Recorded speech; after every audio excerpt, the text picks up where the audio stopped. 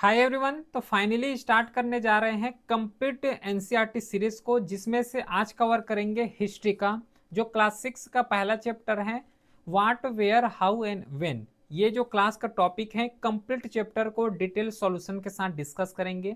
जितने important concept हैं जो कि एग्जाम ओरिएंटेड कॉन्सेप्ट हैं उसको कवर करने वाले हैं। बेसिक्स हैं, अच्छे तरीके से इसको कवर करेंगे। एक जो फाउंडेशन होता है, एक जो बेसिक्स होता है, जिसको कवर करके अगर इन स्टैंडर्ड बुक को कवर करते हो तो आसानी से यहाँ से समझ आ जाएगा। क्योंकि देखो, ये जो बुक लिखे गए हैं ये 6 क्लास के स्टैंडर्ड के लिखे गए हैं, लेकिन हमें जो है अपने लेवल के स्टैंडर्ड कवर करना है। ठीक है, क्योंकि ये बेसिक्स हैं तो बेसिक्स के जरिए से ही कवर करेंगे, आसानी से इसके कवर कर लोगे। पहला चैप्टर है, स्टार्ट करते हैं टॉपिक के साथ।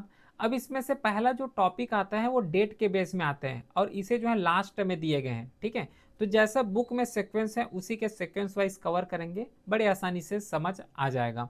बाकी कोई भी डाउट हो तो व्हाट्सअप नंबर भी दिया हुआ है, इसमें मैसेज कर सकते हो। टेलीग्राम चैनल का लिंक डिस्क्रिप्शन में है, क्योंकि वहीं पे इसका पूरा पीडीएफ नोटिफिकेशन अपलोड हो जाता है, प्लस यूपीएससी से रिलेटेड जितना भी डाउट्स है वहाँ पे सॉल्व हो जाता है।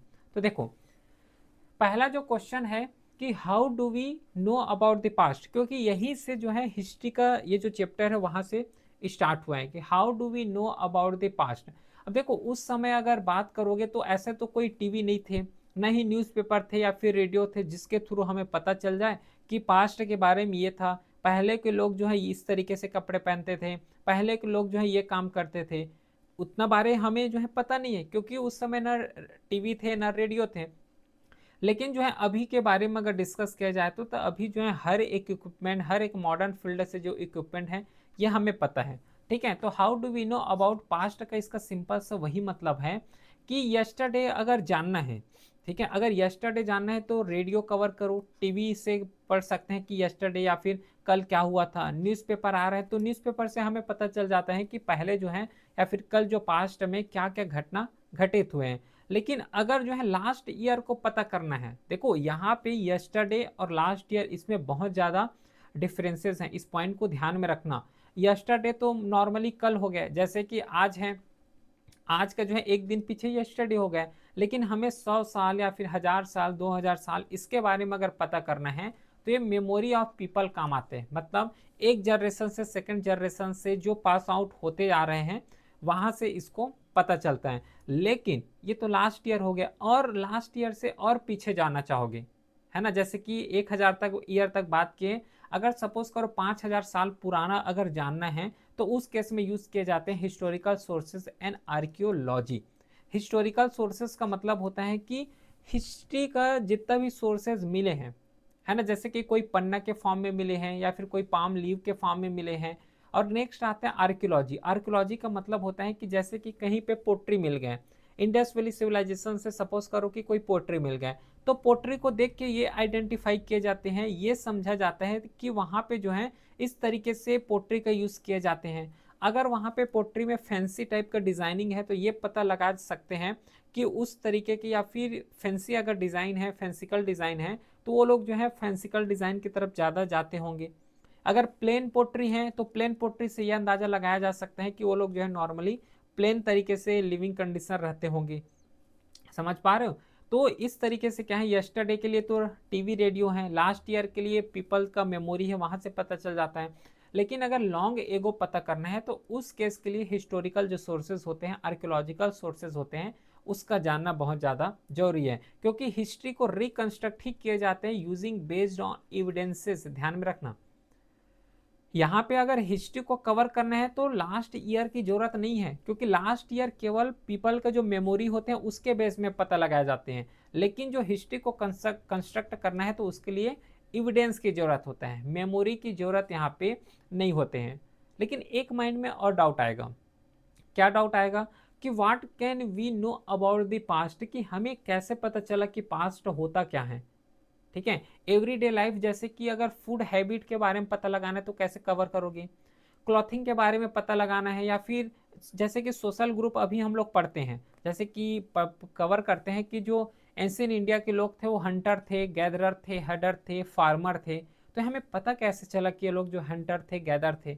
सेम लॉजिक में जो कल्चरल लाइफ है, जैसे कि चिल्ड्रन गेम हो गया, स्टोरीज प्ले हो गया, इन सब चीज़ के बारे में पता कैसे चला, ठीक है, कैसे पता चला।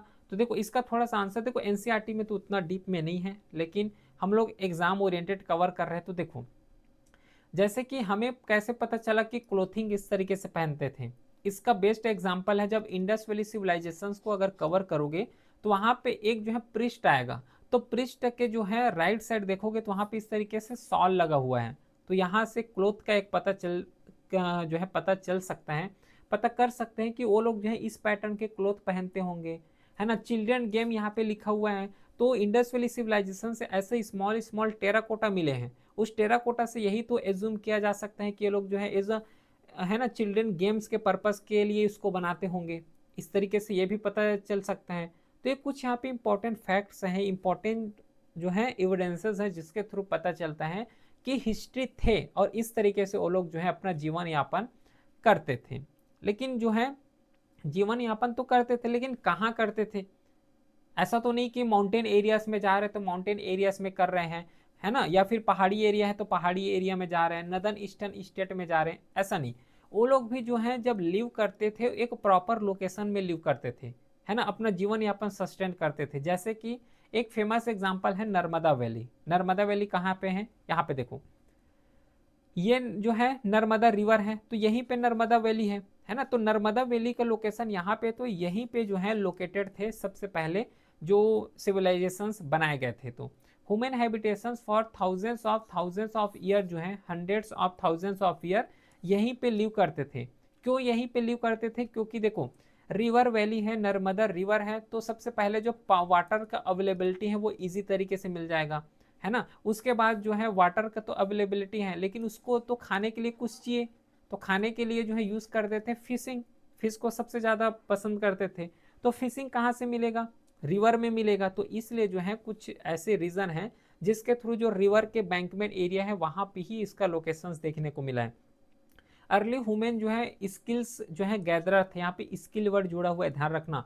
हंटर्स थे, हंटिंग करते थे, गैदर करते थे, जिसके थ्रू जो है अपना भोजन करते थे, है ना, अपना खाना बनाते थे और वहीं से लाइफ को सस्टेन करते थे। कुछ यहाँ पे रूट्स हो गया, फ्रूट्स हो गया, फॉरेस्ट प्रोडक्ट हो गए, इन सब चीज को जो है कलेक्ट भी किया करते थे, ध्यान में रखना, इसको भी कलेक्ट किया करते थे। तो यहाँ पे one of the India earliest human जो सेटलमेंट जोन जो देखने को मिला है वो नर्मदा वैली में ही देखने को मिला है। इस पॉइंट को ध्यान में रखना, जो अर्लीस्ट सेटलमेंट देखने को मिला है वो नर्मदा वैली में देखने को मिला है। लोकेशंस भी यहाँ पे याद रखोगे। एक पॉइंट और ध्यान रखना, जैसे कि ये जो है नर्मदा रिवर है, ठीक है, तो नर्मदा रिवर के नॉर्थ में पड़ता है विंध्यांस, थोड़ा जियोग्राफी से लिंक करा रहा हूँ, और साउथ में पड़ता है यहाँ पे सतपुड़ा रिवर। इसको ध्यान में रखोगे, नॉर्थ में विंध्यांस रिवर है और साउथ में नर्मदा साउथ में जो है सतपुड़ा रिवर है, ठीक है। फिर नेक्स्ट और लोकेशंस, क्योंकि ऐसा नहीं है कि केवल जो नर्मदा रिवर है वहीं पे ही इसका हैबिटेट रहे हैं, वहीं पे लोग सस्टेन करते थे, क्योंकि इंडिया पूरा वास्ट अमाउंट में बहुत बड़ा है ना, तो बहुत बड़ा है, तो केवल जो नर्मदा रिवर है वहीं पे सस्टेन नहीं करते थे, और भी अदर लोकेशन है। जैसे कि नॉर्थ वेस्टर्न में अगर जाओगे तो सुलेमान एंड किरथार हिल्स हैं, इसका लोकेशन अगर देखोगे तो ये हो गया, ये जो है ईस्टर्न साइड है, ये ऊपर जो है नॉर्थ है, और ये नीचे साउथ है, और ये वेस्टर्न साइड है। तो ये वाला जो एरिया है, ये देखो यहाँ पे सुलेमान लिखा हुआ है ना, ये सुलेमान एरिया में भी पीपल यहाँ पे हैबिटेट करते थे। अब इसका हैबिटेट करने का रीजन समझना, यहाँ पे अगर इसका लोकेशन देखोगे तो एक रिवर फ्लो होता है यहाँ से, कौन सा रिवर है, इंडस रिवर है। इंडस रिवर के साथ यहाँ पे झेलम रिवर है, इसका ट्रिब्यूटरी चेनाब रिवर है, रवि रिवर है, तो ये पूरा रिवर के बैंक में ही बसे हुए हैं। और यहीं पे जो सुलेमान और किरथार हिल्स है, यहीं पे 8000 पहले जो है एग्रीकल्चर का सेटलमेंट देखने को मिला है, एग्रीकल्चर का बिगनिंग देखने को मिला है, कि यहाँ से एग्रीकल्चर उगाएंगे। अब यहाँ से एग्रीकल्चर उगाएंगे, तो जब एग्रीकल्चर उगाएंगे तो उसके लिए भी थोड़ा सा टाइम चाहिए, एटलीस्ट जो है 4 मंथ जरूरी होता है कि पूरे एग्रीकल्चर को क्रॉप करने में, ग्रो करने में। लेकिन अब एग्रीकल्चर को यहाँ पे उगाएंगे, है ना, ग्रो करेंगे, तो 4 महीने रुकना पड़ेगा। तो 4 महीने रुक रहे हैं, मतलब यहीं से एक न्यू पैटर्न स्टार्ट होगा जो है सेटल्ड लाइफ का, क्योंकि पहले क्या थे, हंटर गैदर थे, नॉर्मली जो है हंटिंग करते थे, गैदरिंग करते थे, आगे चलो इस तरीके से जो है पूरे इधर उधर घूमते थे। लेकिन 8000 पहले क्या हुआ, जब नदन वेस्टर्न इंडिया जो सुलेमान एरिया है वहाँ पे एग्रीकल्चर का प्रैक्टिस करना स्टार्ट हो गया। तो जब एग्रीकल्चर का प्रैक्टिस किए तो उसको भी ग्रो होने में टाइम लगेगा, तो वहाँ पे सेटल हो गए। तो वहीं से जो है एक सेटल लाइफ का ओरिजिनेट हो गया। कुछ क्रॉप जैसे कि वीट हो गया, बार्ले हो गए, इन्हीं क्रॉप को यहाँ पे जो है इन्हीं क्रॉप को ग्रो किए जाते थे और ग्रो किए जाते थे। लेकिन अब देखो ये पूरा फॉरेस्ट एरिया है, तो फॉरेस्ट एरिया है तो एग्रीकल्चर क्रॉप को ग्रो किए हो तो उसको सुरक्षा भी तो जरूरी है ना, नहीं तो फिर कई यहाँ पे वाइल्ड लाइफ है जो कि उसको आके पूरा डिस्ट्रॉय कर देंगे। तो उसी को डिस्ट्रॉय करने से बचाने के लिए एनिमल्स को डोमेस्टिकेशंस करते थे, जैसे कि सीप हो गया, गोट हो गया, कैटल हो गया, इन सब चीज़ का जो डोमेस्टिकेशन करते थे। और इसीलिए करते थे ताकि जो एग्रीकल्चर का जो क्रॉप है उसको अच्छे तरीके से प्रोटेक्ट किया जाए। अब यहीं से जो है जब प्रोटेक्ट किया जाए, एग्रीकल्चर सेटल हो रहा है और वहीं से एक पूरा विलेज लाइफ का डेवलपमेंट होना स्टार्ट हो गए। ठीक है, एग्जाम्पल जैसे कि मेहरगढ़ कल्चर हो गए, और मेहरगढ़ कल्चर बहुत फेमस एग्जाम्पल है, यहाँ से भी जो है एग्रीकल्चर का बिगनिंग देखने को मिला है। जो डॉग है is a first domesticated animal use किए गए थे मेहरगढ़ कल्चर में ही। फिर और कुछ अदर एग्रीकल्चर रीजन जैसे कि गारो हिल हो गया नदन ईस्टर्न में, गारो हिल इधर है, ये देखो जो नदन ईस्टर्न एरिया है ना, गारो हिल असम एरिया हो गया है ना, नागालैंड मणिपुर मिजोरम वाले। फिर विंध्यांस रेंज जो कि सेंट्रल इंडिया, विंध्यांस रेंज बताया हूँ, नर्मदा रिवर के जस्ट ये वाला साइड, ये जो है विंध्यांस रेंज है, यहाँ पे भी जो है सेटलमेंट स्टार्ट हो गए। अब यहाँ पे एग्रीकल्चर कर रहे हैं, ध्यान रखना एग्रीकल्चर प्रैक्टिस ही क्यों किए, क्योंकि एग्रीकल्चर को चाहिए वाटर। अब वाटर चाहिए तो बड़ी आसानी से वाटर इसको अवेलेबिलिटी के फॉर्म में उपलब्ध होते हैं, क्योंकि वो लोग जो है रिवर बैंक में है ना। देखो ये इंडस रिवर है तो रिवर के लिए इरिगेशन तो आसानी से हो जाएगा। अब रिवर एरिया है तो जो वहाँ का सॉइल होते हैं, रिवर एरिया का जो पास वाले सॉइल होते हैं ये बहुत ज़्यादा फर्टाइल होते हैं। ठीक है, बहुत ज़्यादा फर्टाइल होते हैं, तो जो इनकम आता है वो भी बहुत ज़्यादा ही यहाँ से आता है। तो जैसे ही ये लोग जो है सेटल होना स्टार्ट किए तो वहीं से जो है एक सिटी का जो लाइफ स्टाइल है, सिटी का डेवलपमेंट होना यहीं से स्टार्ट हो गए थे।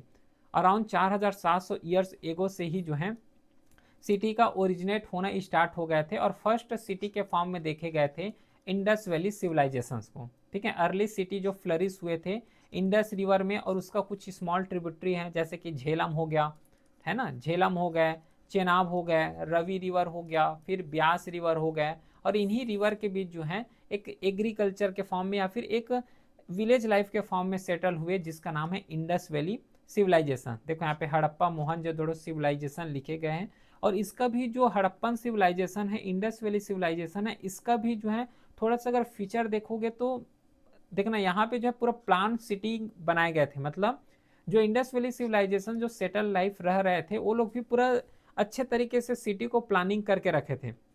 ठीक है, 90 डिग्री का यहाँ पे रोड थे, यहाँ पे अगर ये रोड है तो 90 डिग्री का रोड है ना, 90 डिग्री का रोड देखे गए हैं।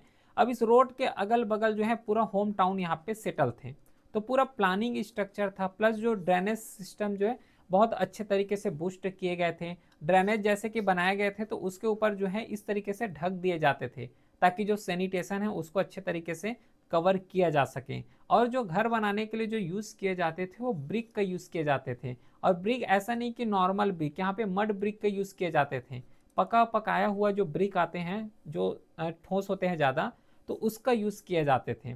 फिर नेक्स्ट जो है गंगा रिवर सिस्टम, यहाँ पे भी सिटी का डेवलपमेंट देखने को मिला है, मॉडर्न एरिया में भी यहाँ पे बहुत ज़्यादा डेवलपमेंट देखने को मिला है, जैसे कि गंगा हो गया, सोन रिवर हो गया, और उसी में एक one of the most important जो सिटी डेवलपमेंट यहाँ पे हुआ वो मगध है। ठीक है, मगध यहाँ पे हुआ है, जब एंशिएंट इंडिया कवर करेंगे तो वहाँ पे और अच्छे से समझ आ जाएगा। जो कि गंगा रिवर जो मॉडर्न बिहार है वहाँ पे लोकेटेड है, और ये पावरफुल रूलर रहे हैं। देखो यहाँ पे केवल मगध रिवर नहीं था, 16 महाजनपद मतलब 16 टोटल यहाँ पे विलेज लाइफ या फिर अर्बन लाइफ यहाँ से ओरिजिनेट हुए थे। ठीक है, गंगा रिवर में। लेकिन जब 16 महाजनपद ओरिजिनेट हुए थे तो वहाँ पे एक दूसरे आसपास में फाइट करते थे। ठीक है, मतलब एक जो टेरिटरी है वो दूसरे टेरिटरी को कैप्चर कर रहे हैं, दूसरा टेरिटरी थर्ड वाले किंग के टेरिटरी को कैप्चर कर रहे हैं। तो इस तरीके से जब आपस में फाइट करते थे तो 16 में से 4 ही बचे, और 4 में से केवल एक बचे, और वही वही एक का नाम है यहाँ पे मगध किंगडम, जो कि मगध महाजनपद के नाम से भी जाने जाते हैं। और इन्होंने अपना लार्ज जो किंगडम है उसका फॉर्मेशंस किए, पावरफुल रूलर रहे हैं, जो कि पॉलिटिकल इंपॉर्टेंस है, मॉडर्न फाउंडेशन ऑफ अर्ली जो इंडियन स्टेट है, अभी का जो इंडियन स्टेट देखते हैं वहाँ का जो फाउंडेशन यहीं से रखे गए थे, मगध से। क्लियर है? चलो, फिर उसके बाद यहाँ पे अब तो एक चीज़ समझ आ गया कि जो लोग यहाँ पे रह रहे हैं पूरा सेटल लाइफ रह रहे हैं। ठीक है, एक जगह से दूसरे जगह बस सेटल हैं, जहाँ पे उसको सुटेबल इन्वायरमेंट मिला, लोकेशन मिला, वहाँ पे तो सेटल हो गया है। लेकिन अब उसको भी तो मूवमेंट करना है अपने जीवन यापन के लिए, जो है ना, एक ट्रेड भी करना है। अब एग्रीकल्चर हो गया, एग्रीकल्चर प्रैक्टिस करोगे तो जितना भी अनाज आएगा उसको अपने लेवल में थोड़ा ना रखोगे, उसको सेल भी करोगे। तो movement of people and cultural exchange कैसा होता था उस समय और अभी कैसा होता है, थोड़ा सा लिंक करते हैं। देखो, वाई डिड पीपल ट्रेवल, पहले क्यों ट्रेवल करते थे? लाइवलीहुड के लिए ट्रेवल करते थे, है ना। मिलिट्री कॉन्क्विस्ट हो रहे हैं तो उस केस में जो है ट्रेवल करते थे। अगर एक राजा जो है दूसरे राजा को हरा दे रहे हैं तो वहाँ पे ट्रेवल हो गया। अगर नेचुरल डिजास्टर आ गए तो इस कैटेगरी में ट्रेवल करते थे। ट्रेड हो गया, कॉमर्स हो गया, यहाँ पे ट्रेवल करते थे। लेकिन ये तो प्रेजेंट डे का एग्जांपल हो गया, लेकिन पहले के लोग क्यों ट्रेवल करते थे? उसको हंटिंग करना है, गैदरिंग करना है। तो हंटिंग और गैदरिंग करोगे तो एक ही जगह बैठ के तो नहीं कर पाओगे, तो उसके लिए क्या है, वो लोग एक जगह से दूसरे जगह ट्रेवल ही करते थे। अगर कहीं पे जो है डिजास्टर आ गए तो वहाँ पे ट्रेवल कर लिए। तो इस तरीके से जो पहले लोग थे, जो एंशिएंट इंडिया के लोग थे, मोस्टली वो लोग ट्रेवल करते थे हंटर गैदर के फॉर्म में, क्योंकि वो लोग हंटिंग गैदरिंग ही करते हैं।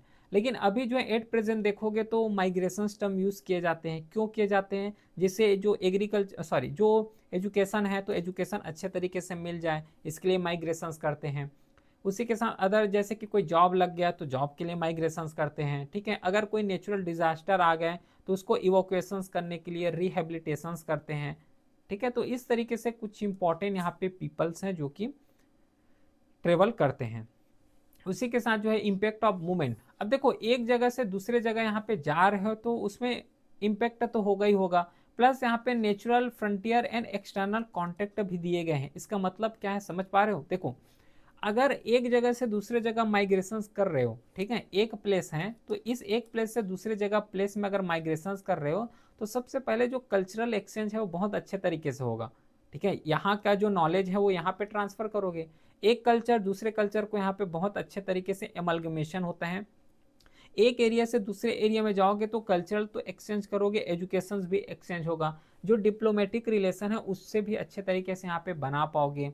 तो हिल, माउंटेन एंड सी एरिया जो कि नेचुरल फ्रंटियर है, people from outside inter India and settled here, India was a never isolated, ये भी यहाँ पे बोले गए हैं। और इंडिया जो है आइसोलेटेड नहीं रहा है।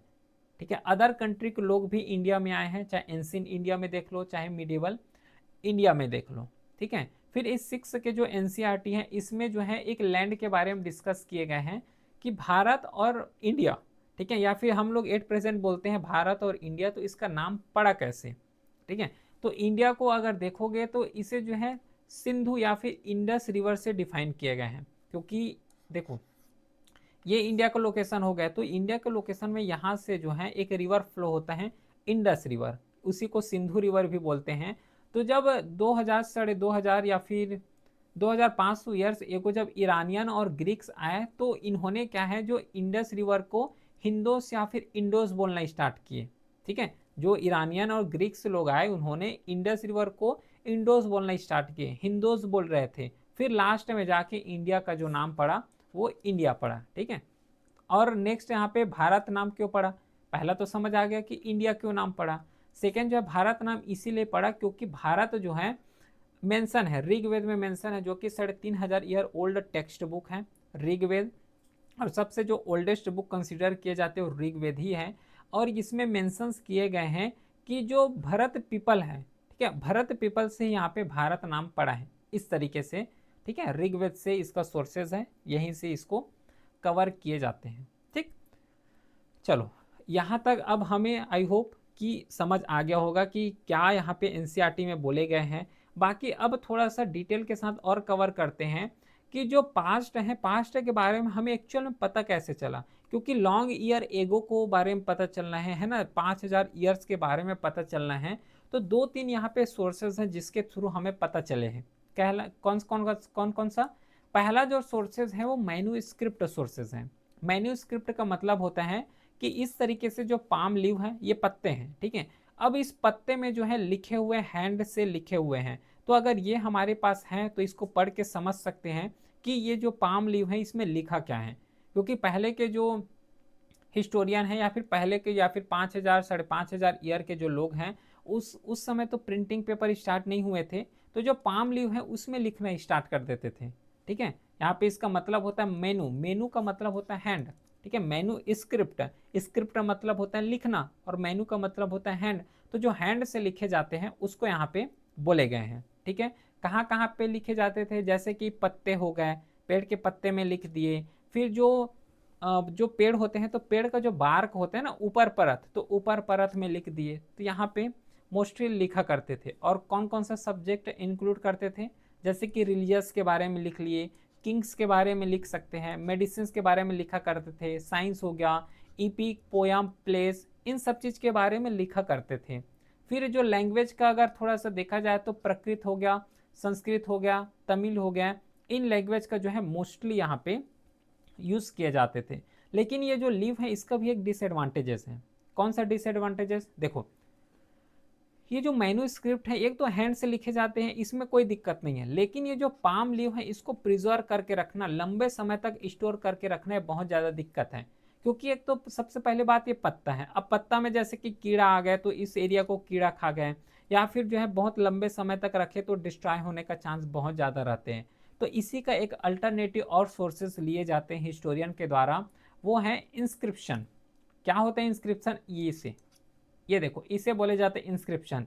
इंस्क्रिप्शन मतलब जो ओल्ड जो पत्थर होते हैं या फिर जो पत्थर हैं, जो हार्ड रॉक हैं, तो इस हार्ड रॉक में कुछ ना कुछ जो है लिख दिए जाते थे। जैसे कि पाम लीव में लिख रहे हैं जिसे मैन्यूस्क्रिप्ट बोल रहे हैं, सेम यहाँ पे पत्थर में भी लिख दिए जाते थे। अब पत्थर तो डिस्ट्रॉय होगा नहीं, तो जब डिस्ट्रॉय नहीं होगा तो ये बहुत लंबे समय तक इसको रखे जा सकते हैं। इसमें जो है कहाँ कहाँ पे लिखते थे? अगर कोई स्टोन हो गया, कोई मेटल हो गया, कोई रॉक्स हो गए, तो इन सब चीज़ में लिखे जाते थे। अब क्या लिखते थे ये भी एक दिक्कत आ सकते हैं, इशू आ सकते हैं। तो जैसे कि कोई किंग है तो किंग ने ऑर्डर दिए हैं तो अपने ऑर्डर को जो है पूरा पत्थर में लिख दिए। फिर कोई अगर विक्ट्री का रिकॉर्ड रखना है तो रिकॉर्ड को भी पत्थर में लिख के रखते थे। तो इस तरीके से जो है बहुत ज़्यादा इसका यूज़ किए जाते थे उस समय, ठीक है। इसका एक एडवांटेजेस वही है कि इसको बहुत लंबे समय तक प्रिजर्व किया जा सकता है। लेकिन डिसएडवांटेजेस भी ये हैं कि देखो, कोई भी पत्थर को नॉर्मली जो कार्व करना है ना, उखेड़ के पूरा लिखना बहुत ज़्यादा चैलेंजेस काम होता है। प्लस इसमें जो स्पेस होगा वो भी बहुत ज़्यादा लिमिटेड स्पेस होते हैं। तो दोनों का अपने अपने एडवांटेजेस भी हैं, डिसएडवांटेजेस भी हैं। मैन्यूस्क्रिप्ट का अपना भी एडवांटेजेस हैं, डिसएडवांटेजेस भी हैं। सेम लॉजिक से जो इंस्क्रिप्शन है इसमें भी एडवांटेजेस हैं, डिसएडवांटेजेस भी हैं, ठीक है। तो ये यहाँ पे लिखा हुआ है। अब देखो, ये जो इंस्क्रिप्शन लिए गए हैं ये रियल इंस्क्रिप्शन है, ध्यान रखना। ये जो है ओल्ड इंस्क्रिप्शन है, 2250 ईयर्स एगो का ओल्ड इंस्क्रिप्शन है, जो कंडहर है प्रेजेंट डे जो अफगानिस्तान, वहाँ से इसको लिए गए हैं, मिले वहाँ पे। It was inscribed on the order of rule Ashoka, जो अशोका का टाइम पीरियड है, तो अशोका ने जो ऑर्डर दिए गए थे उसी को यहाँ पे लिखे गए हैं। और when we write anything we use in script, और इंस्क्रिप्ट जो है कंसिस्ट ऑफ लेटर और साइन, ये भी बताए गए हैं यहाँ पे कि स्क्रिप्ट होता क्या है। जैसे कि अगर हमें हिंदी में लिखना है कोई भी चीज़ जो है, अगर हिंदी में लिख रहे हो तो हिंदी में लिख रहे हो तो ये यहाँ पे भी एक इंस्क्रिप्शन यूज हुआ है, स्क्रिप्ट यूज हुआ है। उस स्क्रिप्ट का नाम है देवनागरी। अब ये जो हिंदी है तो ये हिंदी एक लैंग्वेज है, ठीक है। लेकिन जो देवनागरी यहाँ पे यूज किए जा रहे हैं वो एक क्या है? इंस्क्रिप्ट है। अब हिंदी में जैसे कि यहाँ पे ई लगा हुआ है, ठीक है, यहाँ पे इस तरीके से ई लगा हुआ है, प्लस उसके बाद ह लिखे गए हैं, फिर आधा न लिखे हैं, फिर द लिखे हैं, फिर उसके बाद बड़ी की मात्रा लगाया गया है। इसको क्या बोलोगे? स्क्रिप्ट बोलोगे, ठीक है, इसको स्क्रिप्ट बोलोगे। लेकिन अगर इन्हीं सब चीज को मिला दिए जाओ तो इसको क्या बोलोगे? एक लैंग्वेज बोलेंगे। जैसे कि यहाँ पे हिंदी लैंग्वेज है, ठीक है। तो यहाँ पे लेटर का यूज किए जाते हैं, साइन का यूज किए जाते हैं। और when we read what is write और स्पीक यूज हाँ, बता दिया वही कि स्क्रिप्ट और लैंग्वेज में क्या डिफरेंस होता है, ठीक है, समझ आ गया। जो स्क्रिप्ट हैं वो इस तरीके से होते हैं और जो हम लोग बोलते हैं वो एक लैंग्वेज है। तो आई होप दोनों समझ आ गया होगा कि स्क्रिप्ट और लैंग्वेज में क्या डिफरेंस होते हैं। एक और थर्ड यहाँ पे एविडेंसेस जिसे यूज किए जाते हैं वो है आर्कियोलॉजिकल सोर्सेज। आर्कियोलॉजिकल सोर्सेज का मतलब क्या होता है, एक दो तो समझ चुके हैं, मैन्युस्क्रिप्ट और इंस्क्रिप्शन दोनों समझ चुके हैं, उसका भी एक और अल्टरनेटिव होते हैं आर्कियोलॉजिकल सोर्सेज। जैसे एग्जांपल से समझना, जैसे कि अगर ये इंडस वैली सिविलाइजेशन से ये जो है पोट्री मिले गए हैं, ठीक है, ये पोट्री हैं।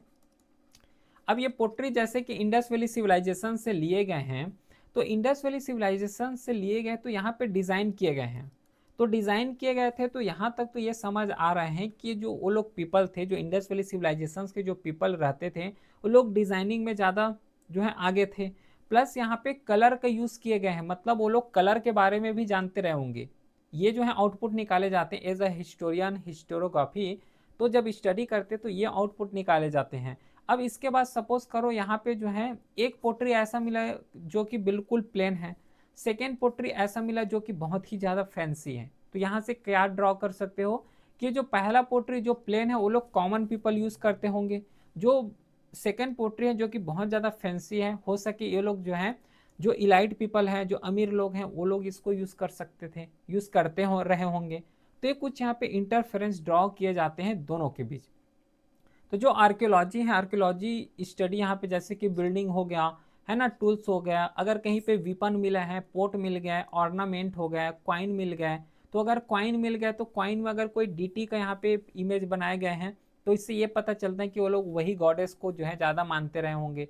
तो इस तरीके से और आर्कियोलॉजिकल बेस में भी इंटरफेरेंस निकाले जाते हैं, जिसके थ्रू पता चल जाता है कि हिस्ट्री इस तरीके से रहे होंगे। मटेरियल में जैसे कि स्टोन हो गया, बोन हो गए, बेक्ड क्ले है, मेटल है, तो इन सब चीज़ से बड़े आसानी से पता लगा लिए जाते हैं कि कैसे जो है हिस्ट्री को यहाँ पे ड्रॉ किए गए हैं। ठीक है, तो हिस्टोरियन एज अ डिटेक्टिव अगर इसको कवर करोगे तो सोर्सेज, अगर हिस्ट्री को कवर करना है, हिस्ट्री को राइट करना है, हिस्ट्री राइटिंग करना है, तो उसके लिए मैन्युस्क्रिप्ट भी बहुत ज़्यादा जरूरी है, इंस्क्रिप्शन भी बहुत ज़्यादा जरूरी है और आर्कियोलॉजी भी बहुत ज़्यादा जरूरी है।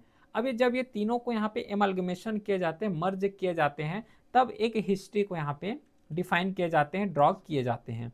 ठीक है, इतना समझ आया। चलो फिर एक और यहाँ पे हिस्ट्री में दिए गए हैं चैप्टर में कि वन पास्ट और मेनी पास्ट। इसका मतलब क्या होता है, जो हिस्ट्री है वो क्या एक ही हिस्ट्री है या फिर अलग अलग हिस्ट्री होते हैं। जैसे कि इंडिया, इंडिया का अगर एग्जांपल ले तो इंडिया का एक ही हिस्ट्री है या फिर डिफरेंट डिफरेंट हिस्ट्री है। देखो इंडिया का तो एक ही हिस्ट्री है, ठीक है, इंडिया का जो हिस्ट्री है वो केवल और केवल सिंगल हिस्ट्री है।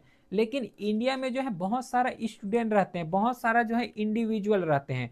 तो अगर पार्टिकुलर ए इंडिविजुअल हो गया, बी इंडिविजुअल हो गए, दो इंडिविजुअल हैं सपोज करते हैं, तो ए इंडिविजुअल के हिस्ट्री यहाँ पे डिफरेंट होगा, बी इंडिविजुअल की हिस्ट्री भी अलग से होंगे। ठीक है, अगर इंडिया का बात करोगे, पूरे एज होल बात करोगे, तब तो हिस्ट्री जो है बिल्कुल सेम है।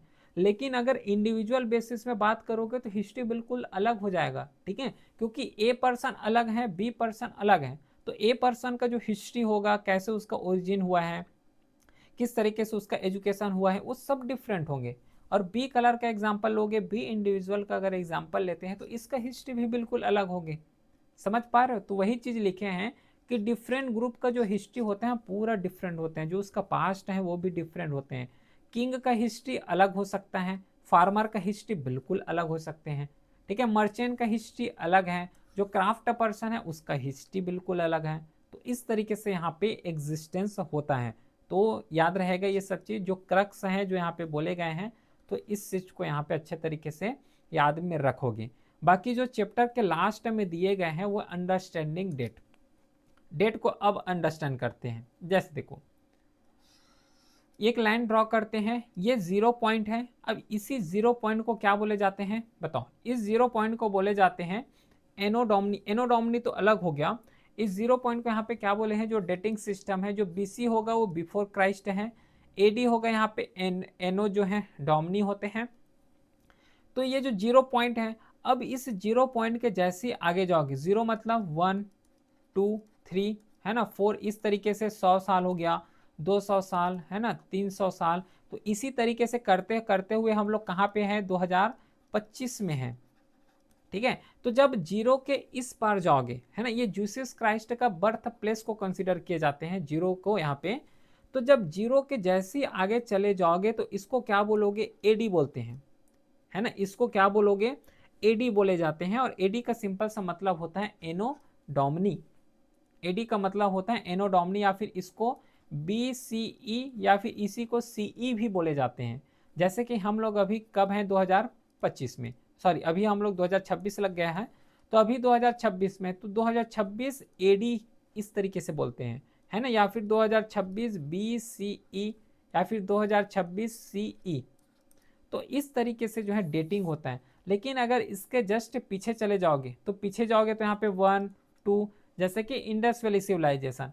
इंडस वैली सिविलाइजेशन का टाइम पीरियड अप्रोक्सीमेटली जो है 1900 से स्टार्ट हो जाता है। तो 1900 से स्टार्ट होता है, इसमें क्या लगाए जाते हैं, 1900 बीसी, 1900 बीसी लगाया जाता है। अब 1900 के बाद क्या आएगा, 1800 आएगा, उसके बाद 1700 आएगा, ठीक है, उसके बाद 1600 आएगा। ध्यान रखना यहाँ पे अगर बीसी का अगर कवर कर रहे हो तो बीसी में जो नंबर है वो नंबर कम होते हैं। जो बीसी है तो बीसी में नंबर कम होते हैं, लेकिन टाइम आगे चले जाते हैं, जो टाइम है वो आगे जाते हैं। लेकिन उसके बाद जैसे जीरो आ गया तो जीरो के बाद 1 2 3 स्टार्ट होता है, तो उसके बाद जो है एडी लगना स्टार्ट हो जाते हैं। समझ आ गया। तो यहाँ पे फुल फॉर्म भी लिखे गए हैं जो समझाया हूँ यहाँ पे। आई होप कि अच्छे से समझ आ गया होगा कि बीसी का मतलब क्या होता है और एडी का मतलब क्या होता है। ठीक है, तो ये तो रहा पूरा कंप्लीट ओवरऑल की चैप्टर 1 में जितना भी दिए गए थे पूरा डिटेल के साथ यहाँ पे कवर किए हैं। बाकी कोई भी क्वेरी हो तो व्हाट्सएप नंबर है, इसमें मैसेज कर सकते हो। पीडीएफ जो है स्लाइड टेलीग्राम चैनल में अपलोड हो जाएगा, लिंक डिस्क्रिप्शन में दिया हुआ है। बाकी इस क्लास का जो है नोट्स बनाने की भी ज़रूरत नहीं है, ये नोट्स फॉर्मेट में ही है। जितना यहाँ पे लिखे हुए हैं ये पूरा नोट्स फॉर्मेट में है, तो अलग से नोट्स बनाने की यहाँ पे कोई ज़रूरत नहीं है। ठीक है, इसको एक बार रिवाइज बस कर लेना, टेलीग्राम में पीडीएफ अपलोड हो जाएगा। फिर मिलते हैं हम नेक्स्ट क्लास में, तब तक के लिए thank you, have a great day.